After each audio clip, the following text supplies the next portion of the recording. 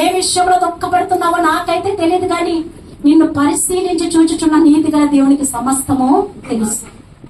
ఆ విషయంలో నీ దుఃఖాన్ని కొట్టివేసి నీకు సంతోషం ఇచ్చి నిన్ను ఆదరిస్తానని దేవాది దేవుడు సెలవిస్తాను. అలాగే విచారము కొట్టివేసి నేను వారికి ఆనందము కలుగు చేస్తానని దేవుడు సెలవిస్తూ ఉన్నాడు. నిజంగా ఆయన సంతోషం ఇస్తే దాన్ని లాక్కోగలిగిన వారు ఎవరున్నారు చెప్పండి? ఆయనే వాళ్ళని తీసుకెళ్ళి ఒక అధికారిగా నిలబెట్టాలని తలంచినప్పుడు దాన్ని అడ్డగించవలసిన వారు ఎవరున్నారు? ఎవ్వరూ లేరు. నీ జీవితంలో కార్యం చేయడానికి ఆయనే ముందుకు వచ్చినప్పుడు దాన్ని దొంగిలించడానికి ఎవ్వరి వలన కూడా కాదు. నేను తృణీకరించిన వారి ఎదుటే దేవుడు ఘనతగా ఒక తీర్పు తీర్చే వ్యక్తిగా నేను నిలబెడతాను. దేవునికి స్తోత్రం, హల్లెలూయా.